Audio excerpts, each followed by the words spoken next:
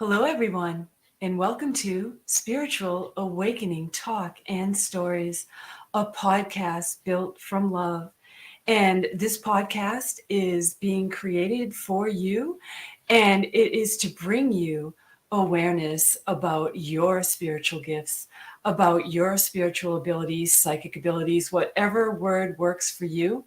That is the mission of this podcast, to help to normalize things that were hidden from us, or perhaps we were made to feel, if we experienced things that weren't of the ordinary, we were made to feel like we were alone, shunned, and maybe an outcast. But this podcast is coming to you to help lift that idea, that veil that we've all been brought into.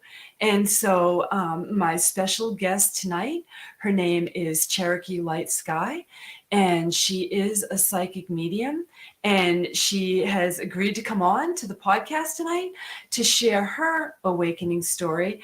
And this podcast is about stories, and that's what is so amazing about each and every one of us. We all have our own unique story, and it's our stories that connect us, and it's our stories that bring us together, and we learn and grow from them. So without any further ado, I would like to bring on Cherokee Light Sky. Hello, thank you for having me, Melissa. It's a pleasure. Oh, you're so welcome. And so your first name is Lisa, so but you go by Cherokee Light Sky. So Lisa, why don't you share with everyone how your spiritual awakening began for you? Like, how old were you? Where did you start to become aware that you were experiencing life in a way that was a little different than what you were taught was normal, so to speak? Yes, ma'am.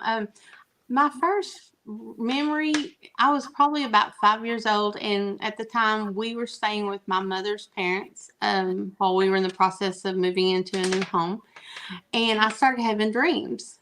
And the first dream I had was just far-fetched, way out there, and to this day I have not asked what the meaning was before it or about it, and I'm going to. I just haven't got to that point yet. But then I started realizing that I knew things that I didn't think I should know ahead of time. And I got where I would dream, and when I dream regular, I dream black and white and gray, and if it's something I'm supposed to remember from the dream, they'll show it to me in color. Yes. But then if it's a premonition where I'm more using my clairvoyancy, my dreams come in three. And I believe the reason that mine come in the three represents the Trinity, the Father, the Son, and the Holy Spirit, because I believe the abilities that I've been given, some people call them gifts, I call them abilities, and is because of the Father, the Son, and the Holy Spirit. And I believe that everything I get comes through my spirit guides and my guardian angels from a higher power, which could be, some people call it the great divine, some people call him God, some people call him the great spirit, whatever you call him. I don't necessarily use cards and pendulums because I don't have to have them. Occasionally I'll use a pendulum for a yes, no answer just to confirm something I'm getting. Yeah. And I also use certain angel cards. Sometimes if I've told somebody something, I'll pull cards, or if I'm sitting with them, I'll have them pull a card. And usually it confirms some way, somehow, what I just told them. Yeah. So I don't necessarily have to use them, but I do use them just, for visual comfort for the person I'm talking to. But that's how it all started. And as I got older, I would have feelings about things, and I would know things. And one time I told a gentleman that I had went out on a couple of dates with, we'd been out on a date and he was going home. Well, he always went the long way around to his home, but for some reason I talked him into going the other direction. And it kind of broke my heart because of what happened and I'll get to that here in just a minute, because I talked him into going the other way. Well, unfortunately, he come up on a wreck and he found his brother, and his brother passed in the wreck. But it was late, and where he was at, if his brother hadn't went that way, he may not have been found for hours. So yes, it broke my heart that I told him or talked him into going the other way, and he's the one that found his brother. But if he hadn't, he might not have been found. Yes. So And that was one of the first times. And after that, I was real scared about telling people things. Yes.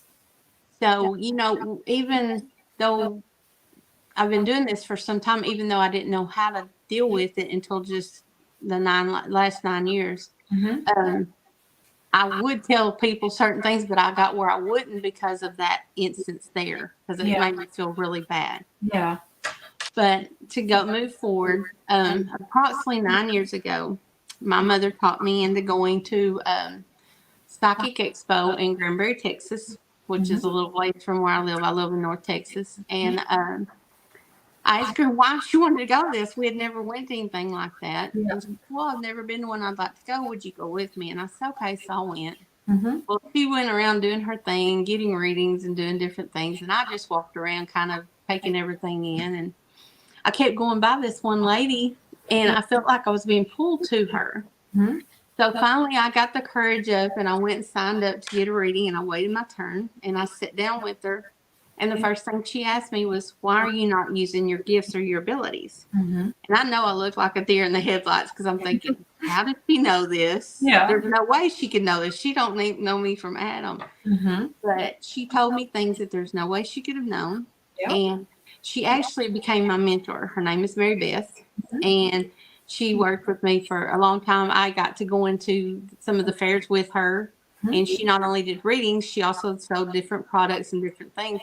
So I would go with her and help her sell her things. Yeah. And then she'd keep working with me. One day she looked at me, she said, okay, it's time for you to start thinking about doing this. Mm-hmm. And I'm like, oh no. But she finally talked me into it. And then I started doing the fairs where I would travel different places and do the fairs. And because I was being told, you're supposed to be helping people. You're supposed, some people have lost their way and they're trying to find their spiritualism and not totally lost it, but just needs to reconnect with it. And I think that's what we're supposed to be doing, is helping those that have lost their way in their spiritualism to get them back to where they need to be. Mm-hmm. Yeah. So like, it's not so much about religion. It's about finding what's within you, because we all have that divine spark inside, right? So when you say to connect them with their spiritualism, is that what you mean? Yes, but also with religion itself, because, okay, you have religion over here, you have spiritualism over here. They're not the same thing. And a lot of people get confused and think they are. They do coincide with one another. And they do work. It's kind of like yin and yang. They kind of fit together as puzzle pieces. But sometimes, and I've been guilty of it too. We lose our way, and sometimes we need that special person, or I don't want to say special person. That person that has been asked to help you find your path again. Yes. Because we do get, we have a path that's set in process from the time that our soul's born that we're supposed to take.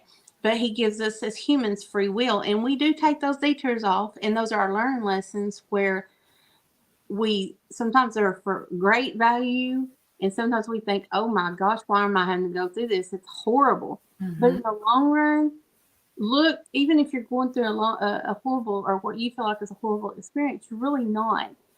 It may be horrible to you at the time, but look for the glimmer of hope, because once you're over and done with it, if you will look back, you've actually learned something from that. And that helps you go towards get back on your path and go towards your finding your way again. Yeah. So I'm a firm believer, because I still ask God, the Great Spirit, I ask him all the time, why did you choose me? I'm just humble little me.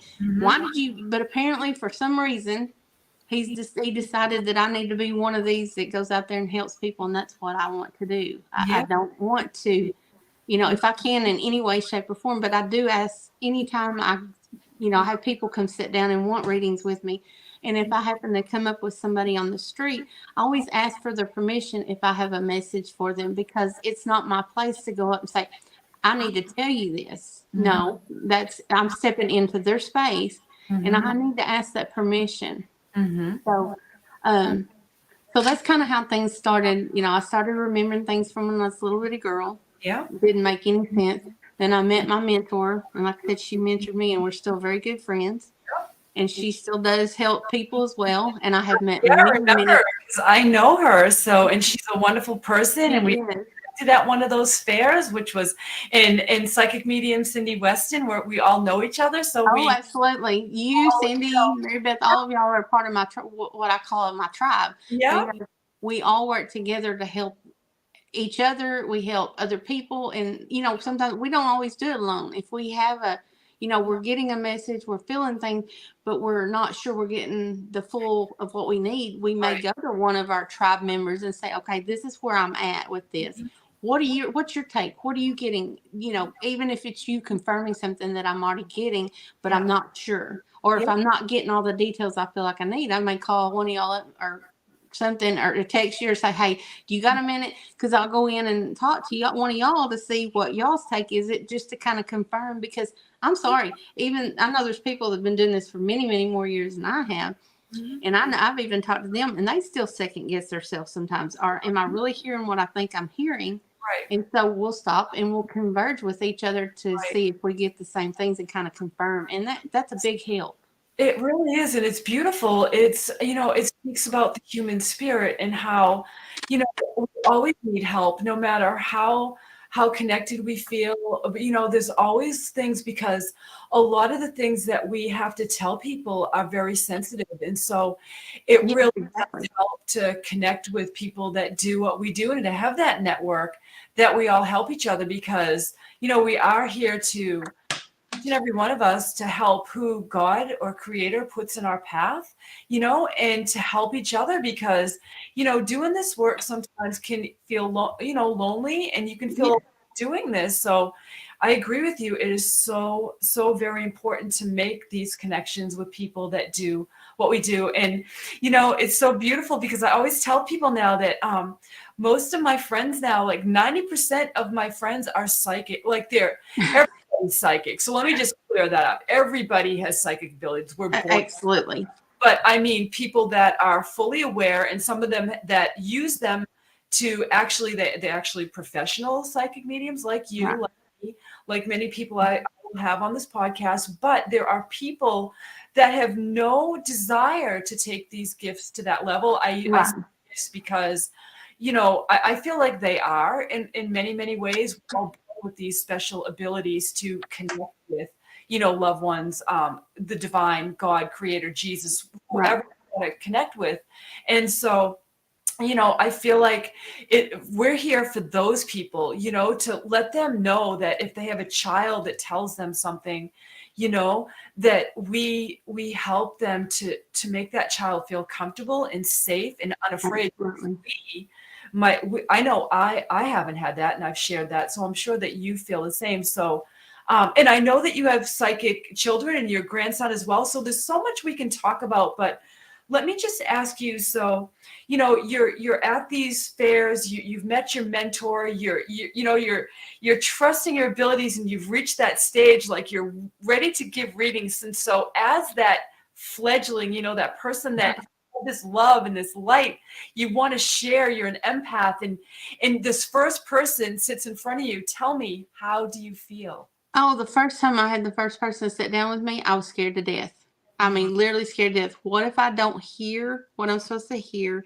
What if I don't see what they're wanting me to see? What if I don't give them the correct information? What if I'm not getting the message right? And it is scary. And especially if it's someone they want a reading, or maybe they haven't had a reading before, or they're still a little skeptical.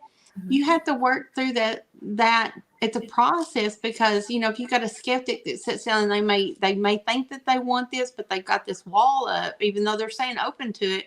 Sometimes you have to take those walls down brick by brick to get them opened up so they are ready to receive the message. And that's really scary, especially, the first one you have that's skeptical, that says that they want this reading and stuff, and you start reading for them after you take this little so-called quote unquote wall down and get them open. And then you start telling them something. And if I've got people that come in and said, oh my gosh, you're wonderful. You've hit everything. You've answered all my questions. I hadn't had to ask you anything because you've hit it all.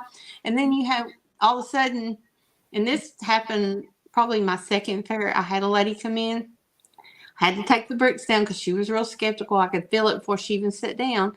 And I was already starting to work on taking the wall down. And everything I told her, she's telling me, no, that doesn't make any sense. And I said, well, the thing is, you have to remember, I'm telling you right now, it may not make sense or resonate right now. It may be tomorrow. It may be days down the road. It could be months down the road before any of this makes sense. And sometimes if I tell them something that they might not know because they didn't know the person that stepped in to talk to them, it could be somebody that passed way before them, but they're there.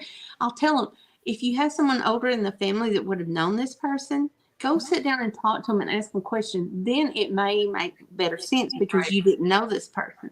So not only do we give them information, we also have to teach them that there's things that they may have to do to get it to make sense. Yes. And I also tell them, this is my thing. I give you what you need to know, what's in your best interest or your highest good. I can't tell you everything because we don't get told everything, because as humans, we're not supposed to know everything. Mm-hmm.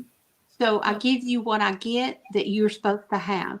And like I said a minute ago, I always ask, if it's somebody that's not sitting down for reading, I'll ask, and even when they sit down for reading, I'll introduce myself and I'll say, are you ready to receive your message? And it's like asking for permission. Even though they've sat down for it, I still want to make sure that they're ready. Yeah. And, I will greet people when they walk by me at fairs, and I'll welcome them to the fair or wherever I'm at. And I'll tell them, are you interested in reading today? And they'll say, well, we just got here. We're going to look around. I said, yes, absolutely. Walk around, get a feel for where you're being pulled. I said, it may not be me. And if it is, wonderful, I will be ready for you. But if you're not, and there's somebody else that pulls you to them, that's where you need to go. I'm not going to say you have to come get one from me, because that's not right, because I may not be the one that's got the message for you. Yeah. And I kind of dropped the ball a minute ago when I was talking. I just realized I was talking about the dream thing, and I kind of jumped over. Okay. But what I was talking about how my regular dreams are usually black, white, and gray. Well, when I have premonitions or my clairvoyancy comes in, I usually have dreams. They come in the threes. That's what I was talking about, the Trinity. And it may not be like have it one night, have it the next night, have it the next night. I may have it this night, and it may be weeks down the road. It may be days. I never know. The second will come in. But once the third one comes in, usually they've given me more and more information each time, and it usually happens. Yeah. And that doesn't happen a lot, but when it does, it's something major that I need to remember and I need to know details on. Yeah. And I had that before I ever started learning how to use my abilities. Yeah. And I wasn't connecting all the dots because I wasn't understanding what I was getting on that. And I did actually see a wreck happen that ended up not being a good thing, of course, but I wasn't getting the whole message, or maybe I could have give that person a warning. Maybe I wasn't supposed to. Yes. Yes. I love that you said that, because when you told me that, like, I've actually learned, like, when we get a precognition or we get a premonition, you can actually go and you can ask your guides, is there anything about this that I can change? That I can prevent any of this from happening. And not only can you share a message with somebody, but you can also go, because a lot of times we're shown things because we actually can ask for this to be changed, and something can be. And I've heard a lot of psychics that have given predictions about things that ominous that might happen, or an accident or something to that nature, that they've found that they're being shown because they know, and that they can actually change that timeline, change that event. So I think that's really important. And when you said that, I was like, yes, thank you so much for bringing that up. Even a lot of psychics don't realize that they can do that. Right. And at the time, like I said, I hadn't met my mentor. I really didn't know what to do with what I was being told. Yep. And in that instance, when I was first getting the dreams about especially after the first dream and the second one, I was thinking it was my husband and his father, because I knew the pastor's name was James in the vehicle, but the vehicle that they were in was a 4-door pickup, and we didn't have a vehicle that color or a 4-door like that at all. And I couldn't figure out who it was.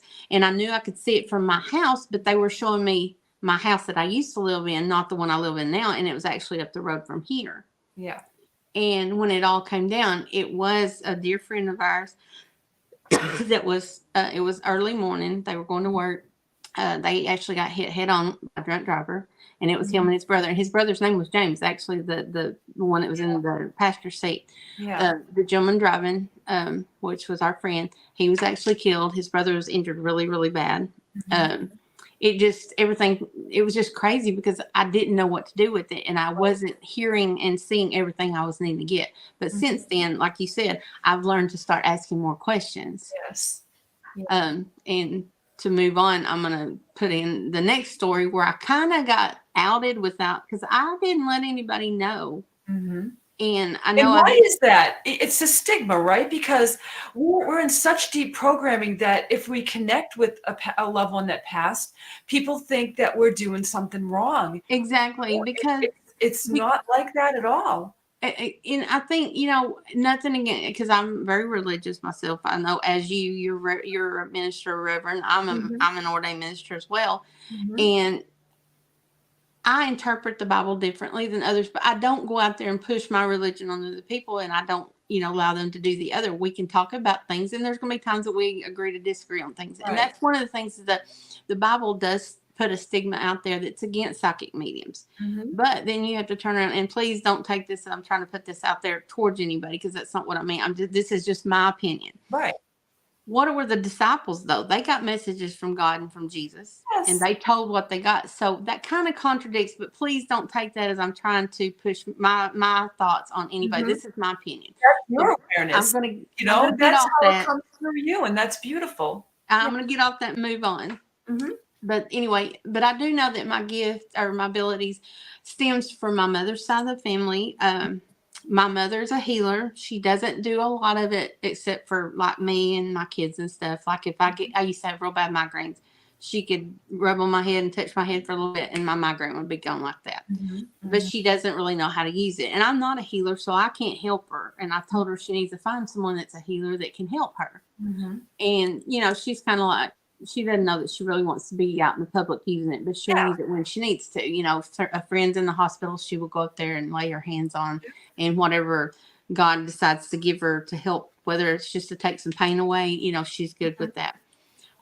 Yes, all three of my children have abilities. My oldest daughter, she has the same as I do.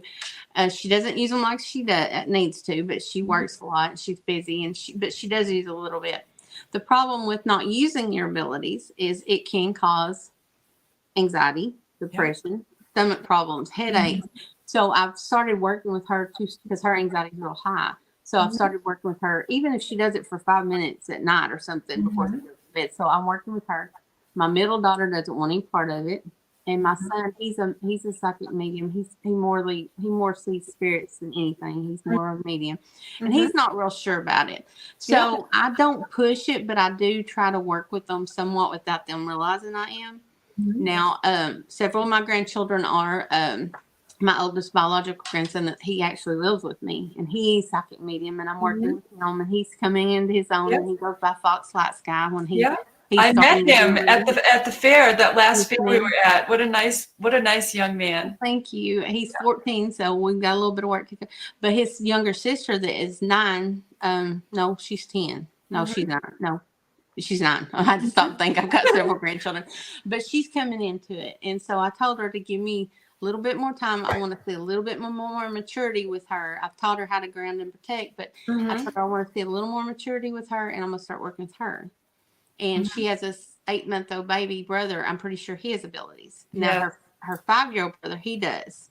But they're too young for me to really start working with them because they're exhibiting things, but they're not doing anything with it quite yet. So they're a little young.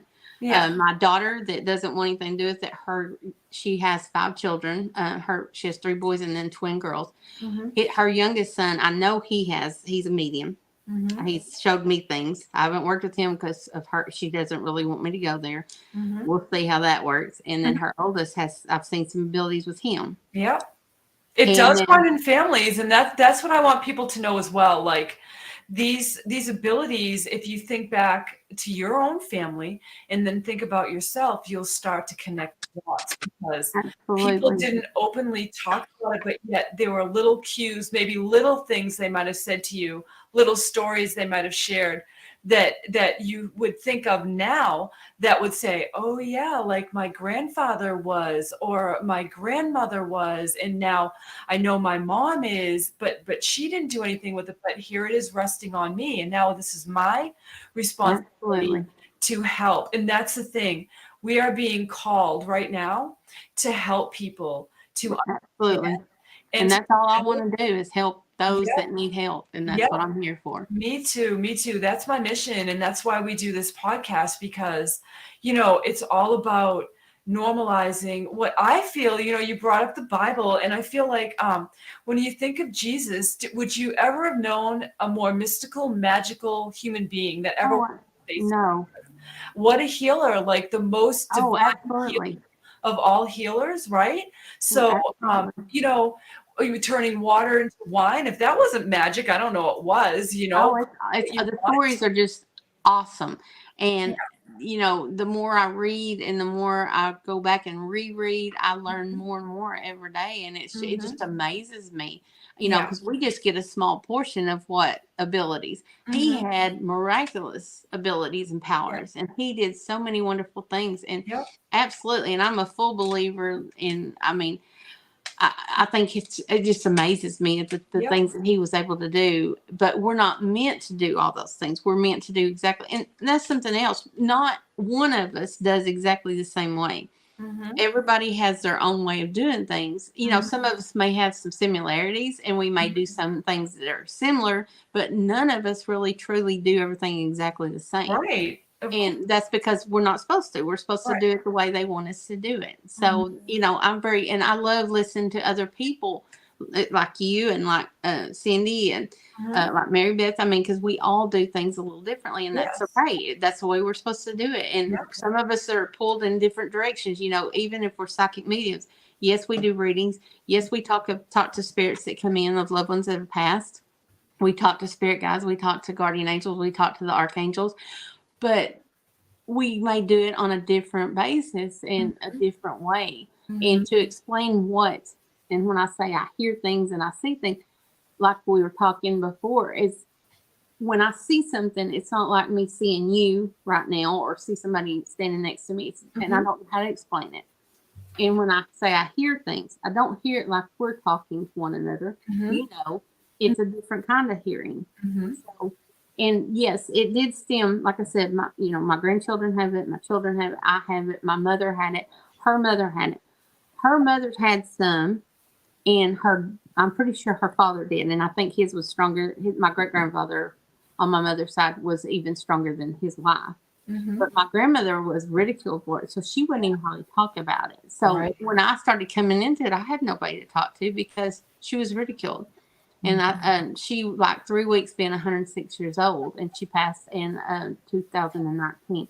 And I did ask her questions, and she would talk about it a little bit, but not to the extent that I would have liked for her to. Yeah. And so I didn't have somebody to help me along. That's why I was fortunate to not only meet Mary Beth, which is my mentor, which I've had many mentors since then, yourself included, Cindy. I mean, so many Yeah. people have helped me along the way. And Yeah. in turn, I've had some of them that have helped me tell me I've helped them as well. So we Yes. kind of give and take. We do. Yeah. And So, I was just thinking back to what you said about how when people sit down in front of us as a medium, the hardest thing for the medium is when people say no, or what we say, everything's a no.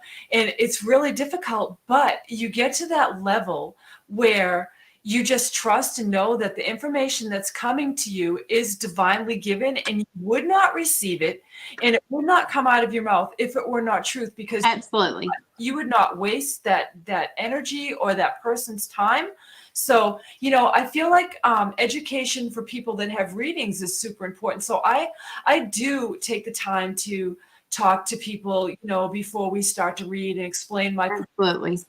It's so important because, we don't know the programming that that person comes in under. We don't know the circumstances or the scenarios that may have taken place in their life, or the courage it may have taken, or they're open, but yet they might be afraid. I mean, there's so many things that people that sit in front of you, they want a message, but yet maybe they're not prepared to hear what you have to say, because, and this is so important, we cannot script what spirit brings to. No, we can't. And we never know when we're going to get what we get or when a spirit's going to step in. Right. I'm going to go back to what I started a minute ago, if you're okay Of with me course. too. I was saying that the first time I was outed before I started doing this, before I met my mentor, or maybe I think I might have met her, but we were just getting started. So I really didn't know a whole lot. And at the time, my oldest daughter was living with us and her two children. And I think her third one's on the way. But anyway, she called. Okay, she worked days, and she usually got up around 4:30, 5 o'clock to start getting ready to go to work. She'd be at work, I think, at 5:30. Well, my other daughter worked with her at the same company. They worked where they dispatched water trucks for oil field. I don't know. Some people may not know what I'm talking about, but my other daughter worked at night. So she was at work at the company, and then my other daughter was going in to relieve her so she could go home and go to bed. Well, they had a really good friend of theirs. It was a supervisor of theirs, and his wife showed up out at their work, and her dad actually owned the company, and he had been missing. So it's 3 o'clock in the morning. My phone rings, wakes me up out of a dead sleep, startles me. My heart's racing, and I ain't nothing. So I'm thinking, oh gosh, something's happened, because nobody calls me at that time. And the first words out of my oldest daughter's mouth was on the end of the phone, Mom, I need for you to wake up and think real hard. And first thing I asked her, I said, why are you up? It's not time for you to get ready to go to work yet. She said, oh, I've been up. And she said, and she called my other daughter's name. We're together. I said, what are y'all doing? She's supposed to be at work. You're going to be getting ready to get up in about an hour. You know, what are you doing up? Well, she told me he's missing. And she said, Mom, I need for you to think real hard. And I'm like, wait, just a minute. I said, what are you talking about? She said, I need for you to use to see what you can do to find out where he might be. So I get woke up. And the first thing I told her, and I mean, it was hilarious. The first thing I told her, I said, they're looking for his pickup, Mom. I said, okay, his pickup's going to be up in trees. And all of a sudden, she got real quiet, and she started laughing, and she said, Mom, what am I supposed to do with that? There's trees everywhere. I said, okay, just hold on. I said, okay, you're going to be looking for a rock house. She said, seriously, Mom, come on. You know, that could be anywhere. I said, okay. Yeah. Do y'all have, where they went to haul water off these wells, there's things called leases where, you know, each person's property has different leases by name and number. I said, okay, what I'm getting is I'm getting a B1 and B2 lease, a B1 lease and a B2 lease, or a B12. I said, do y'all have a lease by that name or numbers? And she said, well, we just picked up a new lease, and it's way far, you know, down this old road, but I'll go look. And I said, well, I'm going to tell you, if you get down there, don't you touch the truck. You don't get out. You just call the cops, let them come out there. I said, I don't want y'all to be involved. Well, they go out there, nothing. Well, in the meantime, she decides to tell the other supervisors out looking. There's some of the guys that work with them out looking. They're hunting. The cops are out looking for him. Well, my daughters decided to tell everybody what I told them. And I'm thinking, oh my gosh, these people are going to think I'm crazy. Because, you know, I wasn't calling myself psychic medium. They didn't know. I'm thinking, oh my gosh, they're going to think I'm nuts. Well, in a little bit, their other supervisor called them. And this is something that I missed because I wasn't paying attention. They showed me out past their yard where they parked the trucks. There's a roadside park. And they showed me that. But me not knowing to pay attention and to hear and see what I was getting, I put it on the back burner. Well, the supervisor went out there, and sure enough, his pickup was at that roadside park, and he had pulled it up in the trees. It wasn't on the pavement. It was kind of up in the tree. Okay, well, my daughter's on the phone telling me this, and she's like, well, they called the other supervisor. He goes by GL, or that's what I know him as. He goes by something else now, but as we were growing up, we called him GL. And I said, okay, I want you to think about something. He says, well, that's my daughter. I said, what's across the street from that roadside park? Well, there's an old gas station over there. It's a Rock. Well, they had turned it into a restaurant. And guess what the name of the restaurant was? Rock House Grill. Okay, so there's two. Well, she tells him, my mom said something about lease gates having either B1 and B2 or B12 on the gate. So he gets in the pickup and he goes right down from the roadside park, and there's a set of gates there, and he pulls up. Well, the lease was called the Shown B1 and the B2. They called the cops out there, and sure enough, they found him, and he was deceased. It had been made to look like a suicide. I kept telling the sheriff, this is not and Matter of fact, I helped get the sheriff elected. I know him. I'm real good. I told him, I said, this is not a suicide. Mm-hmm. I said, this is a homicide. Mm-hmm. And it's still a cold case. It's still open because they're not listening. Yeah. But, you know, he was put to rest, and at least they were able to find him, even though my clues were not really as good as they should have been because I didn't know to ask questions. Yeah. But at least they found him. So that was, Exactly. you know, Well, that was a blessing. I think it was great. I mean, you got so much, and, you know, we learn from everything that we get. So you learn valuable things from that, and we always will continue to learn. I have learned that I need to ask more questions because Mm-hmm. that was my drawback. I didn't know to ask questions. Mm-hmm. Mm-hmm. Yeah. Well, to roll around and get past that, and I don't know if you want to talk about some other stuff or not, but I do have another story to share. Well, I actually have two more stories to share. One of them just happened this past weekend. Well, in November the 1st of 2017, Mm-hmm.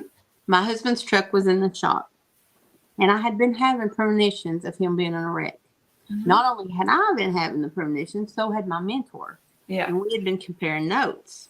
Mm-hmm. We just didn't know when it was going to happen. Mm-hmm. Well, at the time, I was living in Weatherford, which is a little over an hour from where I live now. Mm-hmm. And my husband was living here because I was going back to school to do some more schooling, education for myself. Mm-hmm. And I kept having these premonitions, and I kept seeing him in this wreck with the interior of the pickup was black. Mm-hmm. Well, neither one of our pickups had black interior. They were brown, two-tone brown on the outside. They were just the same exact color. Mine was a little newer. Mm-hmm. The inside was brown. Mm-hmm. And I kept thinking, where's this black interior coming in? Well, my husband's pickup had been put in the shop. And he had asked me if he could borrow mine. I was a little skittish because mine was fairly newer than his. Mm-hmm. And I didn't want any scratches on it. And he was taking it, off to work. And I didn't want anything. So I finally gave in. Mm-hmm. Because I thought, well, he's got this little pickup that he's a rental vehicle, and it doesn't have four-wheel drive. And where he works, it rains a lot, and he's going to need some four-wheel drive. So I let him take it. Well, he left out before midnight on the night before. So would have been October 31st on Halloween. He'd stayed to watch the kids trick or treat, which he usually left the day before. But that night he stayed to watch the kids go trick or treat, and by the time he left, it was midnight. Mm-hmm. And he drove 6 hours down to South Texas to work. Mm-hmm.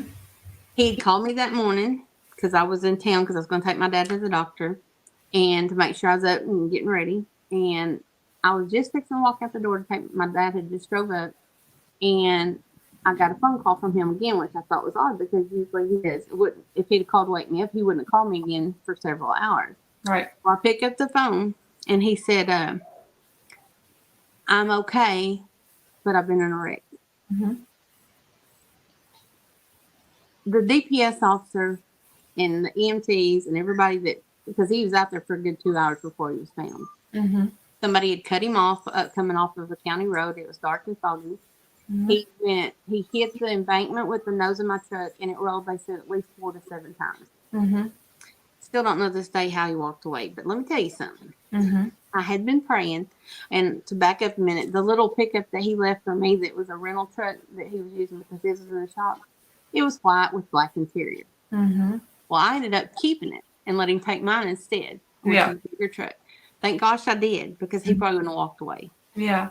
And he didn't walk away. They had to carry him away, but still he was alive. But his boss sent me pictures of the vehicle after the fact. The pictures didn't do it justice.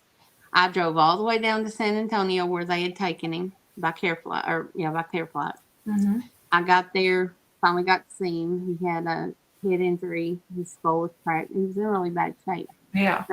And I always tell my people, especially people with abilities or people that are trying to keep negativity away, to get selenite. As well as I do, selenite keeps it's a positive stone. It keeps negativity away. Mm-hmm. I got to looking in the truck when I went, because while he was still in the hospital and they'd moved him out of ICU to a regular room, I went to look at the pickup because I want to make sure everything got taken out of it by his boss, make sure nothing got left. When I got there, I don't know how he survived because the cab was crushed down. The only place it wasn't crushed down was where the back of the seat, and it had a high headrest. That's the only place it wasn't crushed in. Everything else was crushed in. All the glasses broke out. I mean, it's horrible. Yeah. The only place that was not crushed in, like I said, was above his head. There was a handprint in the headliner. And this has been several days since this happened. You could still see it, and it was huge. I've Yeah. never seen. My hands are big, but it was huge. Yeah. Beside where he was sitting in the driver's seat, the door was pushed in. All the doors were pushed in, but there was like a semicircle, like an angel or his mom, possibly, Wow. was sitting there and protecting. And I found 5 selenite stones in that pickup. I'd forgot. I'd put 2 in the console. I had 1 down in the door beside where he was sitting, and then there was 2 more in the other pickup. And I found them all laying in the floorboard. Yeah. And I'm a firm believer that there was somebody stepped in, whether it be guardian angels, spirit guides, whomever. And with that and the selenite and the fact that I allowed him to take my truck instead of taking the one with the black interior, because the DPS officer, they still don't know how he come out alive. Yeah. And I don't to this day, because that pickup was in bad shape. Yeah. Thank you so much for sharing that story, because it shows how, you know, you had one story where the wreck happened and people did not make it through. And then you had this one and you were aware and you were working on changing that timeline. Though you weren't able to fully prevent the accident from happening, you were able to prevent tragedy from happening. Yeah, I allowed it to change, because when I seen that pickup with the black interior, that's another reason I let him take my truck, is like, oh no, we've already had this being told us, nope, he's not taking this, he's taking mine. So absolutely, that's where I started listening more, and I started getting more and more. Yeah. And I was just, you know, no, I didn't prevent it, but at least it helped, and he survived because of it. Yes. Yeah, because you were working on that, you know, with your prayers, with your intentions, and just that alone changed everything. Oh, absolutely. Yeah. Absolutely. I meditated, manifested things, trying to keep it from happening, or at least, you know, not my kids not losing their father. Yeah. I mean, I worked on a lot of stuff, and I had my mentor, Mary Beth. I had some other friends praying and doing some stuff also. And I'm a firm believer. You know, if somebody on here that's watching this is not a firm believer, if these stories don't change that even a little bit, there's something wrong. It's got to prove that there's a higher power. Yeah. And we can help bring that in. Yes. And you know, that precognition is so, a lot of people don't have that gift. And so that's a gift from the spirit that you got, you know, that you have precognition, you know things before they're going to happen. And that's really confusing to people, because, you know, we get these images, we get these visions, and you're like, oh my gosh, because what is that? And then you try to figure it out. And especially when it involves people that we know, you know, it really makes you, it's like, okay, and now this is something, and I need to work on this, and I need to get the information, and I need to change this timeline, and I need to, you know, I need to heal this and pray.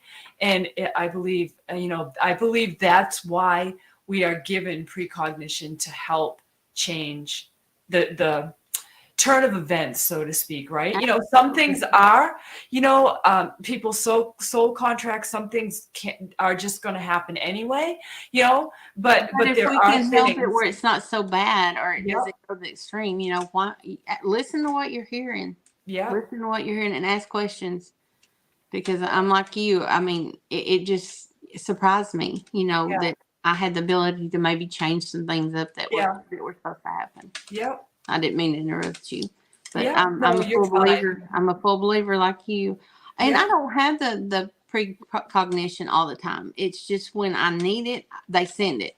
You know, it may be months before I have one. Right. You know. Yeah. So, going forward, you know, you're well into your abilities. You still learn every day, just like I do. Oh, absolutely. And where, you know, I know that you go to the fairs and you love giving readings, but, you know, everybody has like this calling, like this deep thing. So where do you see yourself taking your abilities? You know, I'm going to continue to do what I'm doing, which I do, you know, readings at home. I try to do them either on Facebook Messenger. I'm working on getting Zoom or something like that, but I do on Facebook Messenger. I do them on FaceTime. Whatever works. Sometimes just on the phone, and that's fine too. I do the fairs, and I have a private page that they can become a member of. It's called Where Angels Tread with Cherokee Light Sky.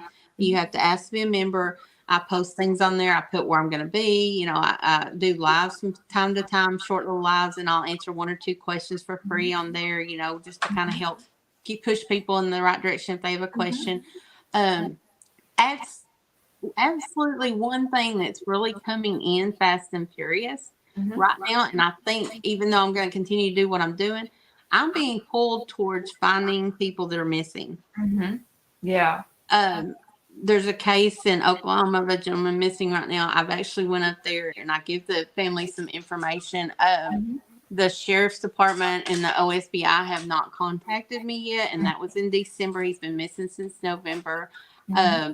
Matter of fact, I've tried to contact the wife a couple of times in the last few weeks to kind of see where things stand, and to offer to go back up there. And I want to talk to her first, but if I need to, I'm going to go up there and talk to the sheriff myself and say, look, because I have an idea where he's at, but I can't get him to contact me, and I don't want anything. I'm not asking for anything except to help these people. Right. And I've got kind of a door opening with a mutual friend that also has abilities, which he came into his from a near-death experience. And wow, I'd love to hear that story. Maybe send him my name. I'd love to have a near-death experience story. Well, I certainly will. And he's really coming in spiritually. He's really connected to angels. He uses angel numbers. He's written 1 book. He's got his 2nd book out. He's working on his 3rd. And the first one talks about what happened. He's ex-FBI. He's ex-military. He's ex-police officer. He was actually his past life, or his near-death experience actually happened at 9/11. He was there. Wow, it's funny. I was just thinking of 9/11, like how, and it's funny that you mentioned that because I was thinking about how I knew something was brewing before that happened. And so it's interesting that you just said that because 9/11 came in while we were talking. So see how spirit works? Well, he's got some things opening up, and he's promoting his books at the fair, and it's real funny because our spirituality connects really well, our energies. And he's came in, we met, and we just really synced, and we talked quite a bit, mainly, you know, just about spiritual stuff, about his books. And he's got an idea where he's going to be promoting his books, which he's been doing. And he said, you know, I really don't want to do readings like you do. And I looked at him and I'm like, Tony, his name's Anthony, but he goes by Tony. I said, we don't have a choice what we do. Right. And I said, you're already, when you talk to people about your books and talk to them about other things, you're already giving readings. Right. And now he's going to be at a fair that I'm going to be at Denison, in Denison, Texas next month. And he's going to be there promoting his book. And he's going to be the first time he does readings as well. So I've talked him into that. But he's got some things in the work where he's going to be promoting his book. He's got some of us that he's wanting to bring in and do a roundtable discussion where after he promotes his books and talks about his experience, he wants us to talk about ours. And then he wants to open us up so we can go help the people in the audience. Yeah. And then he's got another thing that's coming open, and he's asked me not to talk about it yet. I want to go. That sounds like so much to be fun. included, and it has to do with finding missing people. Yeah. But with his background and then with his near-death experience, that he has abilities, and he's wanting me to do this with him, and we're going to bring other people in to help consult with things. And I told him this was going to happen, but I wasn't feeling like it was me was going to be the one that was going to help him. I felt like this other friend of his, and the other friend's not really on board to do it. So he's asked me, and I'm like, oh, okay, let me think about this. But I'm being told yes. So I feel like I'm being pulled to start looking for missing people. Yeah. We want to focus a lot on children, but we're going to do adults as well. And even murders that aren't solved, he wants to kind of do that. But with his background, with the fact he has abilities, with my abilities, and then other people consulting with us, I think we're going to bring a lot of people home, and I hope we do, or at least find out what happened. Yes. And that's what we're wanting to do. So I'm hoping that, and I'm not putting a lot of information out there about him yet, because there's some things in the work that we don't want to talk about yet, because everything hasn't gotten worked out about it yet. So when it does, I'll be glad to share it. Yeah. But It's been awesome. Yeah, we have Gypsy saying, Reverend, come south and pick me up and let's go together. It's so cool how we all live so close to each other. So absolutely. Yeah. So I just think that's so exciting.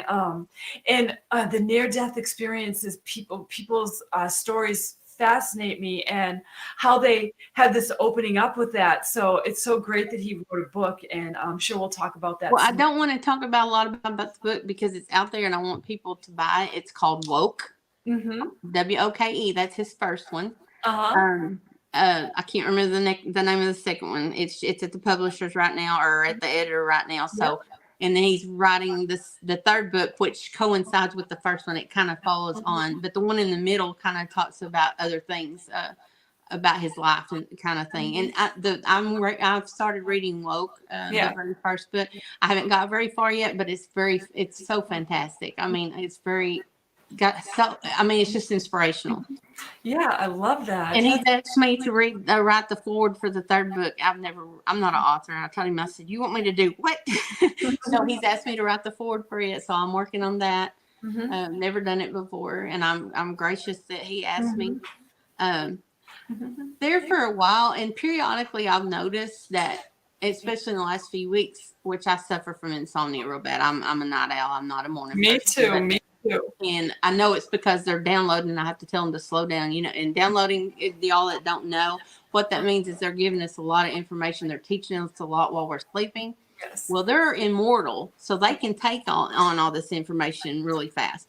They forget we're human sometimes, and they try to download us too quickly, and it can cause us to suffer insomnia and not sleep or headaches. So we have to remind them, hey, we're little peon humans here. You got to slow down a little bit. Not that we're not wanting it, but you got to slow down. So we have to remind them sometimes.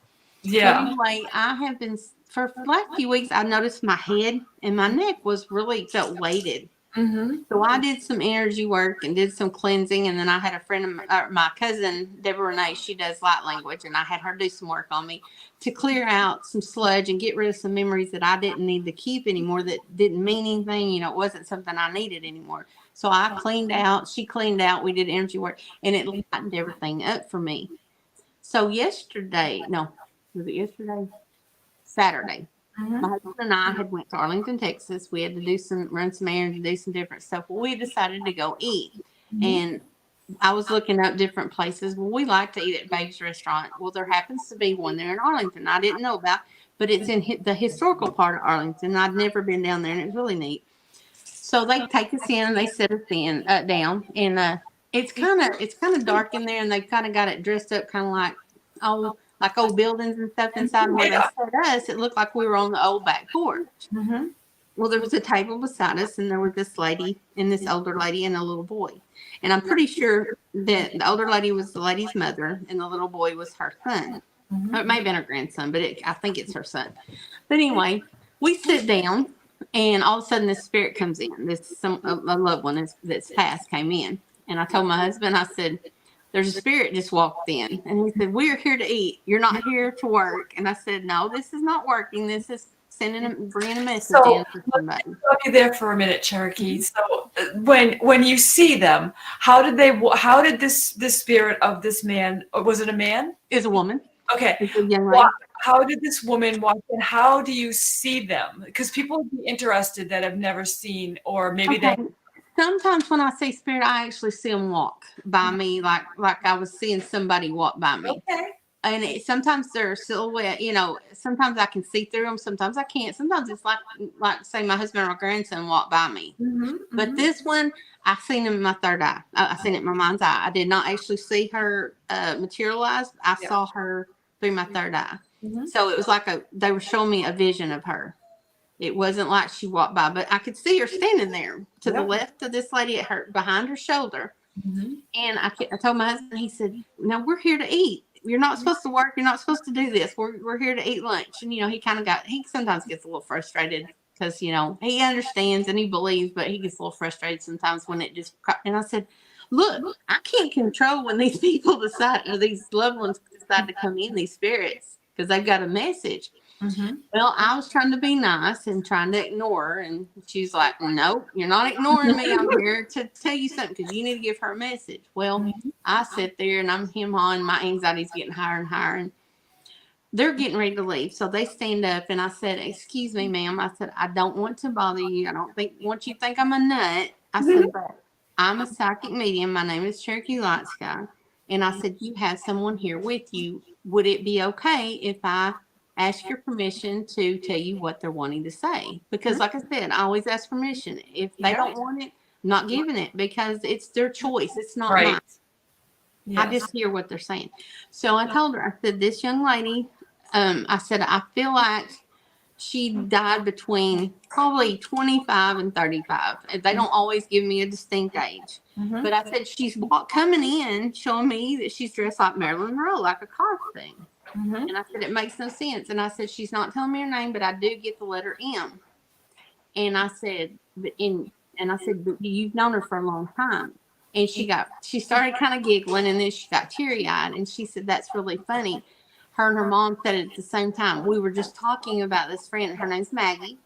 And she said right before she passed, we had went to a costume. Well, we took the kids trick or treating, and then we went to a costume party. She dressed up as Marilyn Monroe. Mhm. Yep. And I said, well, she wants me to tell you, thank you for keeping her memory alive and for thinking about her, because they've been friends since they were in kindergarten.